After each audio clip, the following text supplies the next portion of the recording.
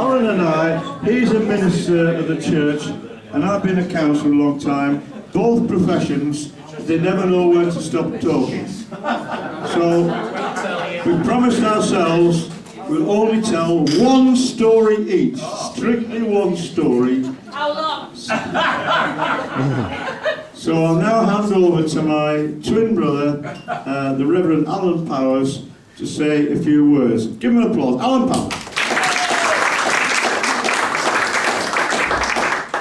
I am very pleased that I have met tonight a number of people who have touched in one way or another the great city of Birmingham.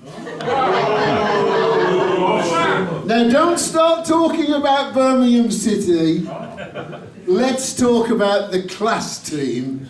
The first letter of the alphabet, as in my name, Alan and Aston Villa.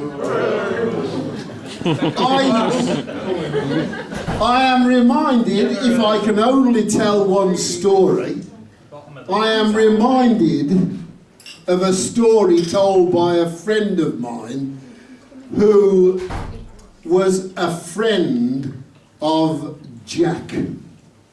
And Jack used to work on the roads, tar macadam and all that sort of thing.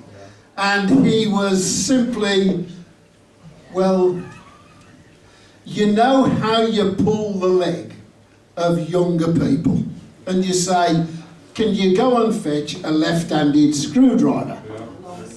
And can you go and get a bubble for a spirit level?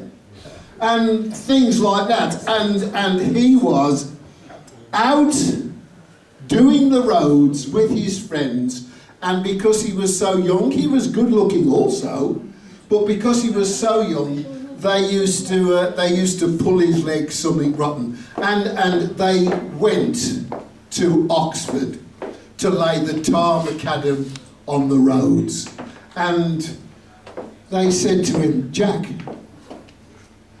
this is a university town, and you can go down on the Friday night to the university, and you know how much you're in need of a girlfriend.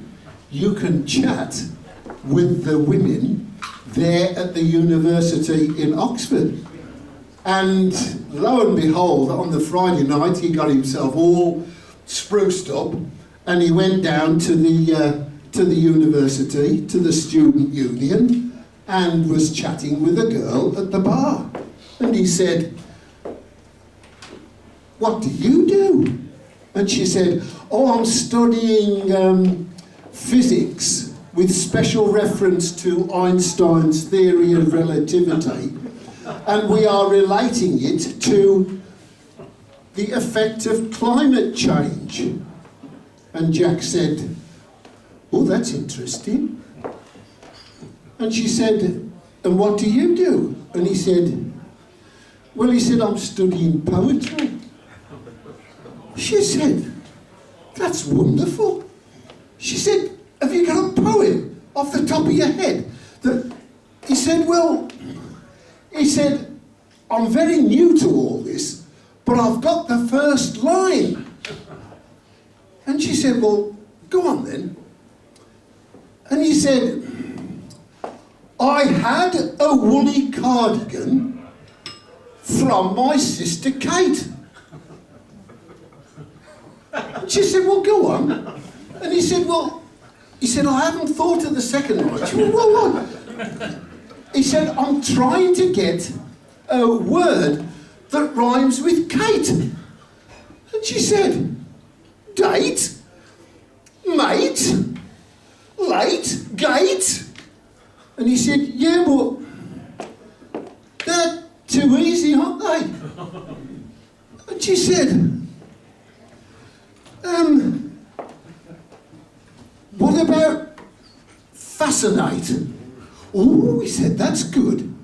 Anyway, he fixed her up for a meal on the Saturday night, and he got himself all spruced up and went out on the Saturday night, and they were sitting opposite each other, and they were talking all the sort of little gooey things that young people do, and they were almost touching hands on the table, and she said, "Have you thought of the second line of your poem?"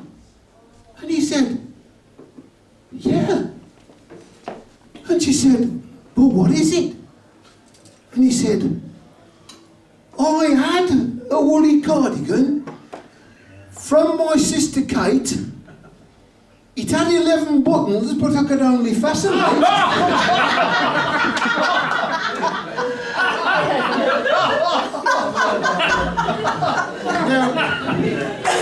Now that's the way we talk in Birmingham. And someone, one of Chrissy's best friends, I don't know how you make yourself your best friend, but he's been telling me that he was just fascinated, you got it, by this wonderful, wonderful Birmingham accent. And of course it is. So, on your behalf, I want to wish my twin brother a wonderful, wonderful 75th birthday. And with that, I say, ta-ra a bit.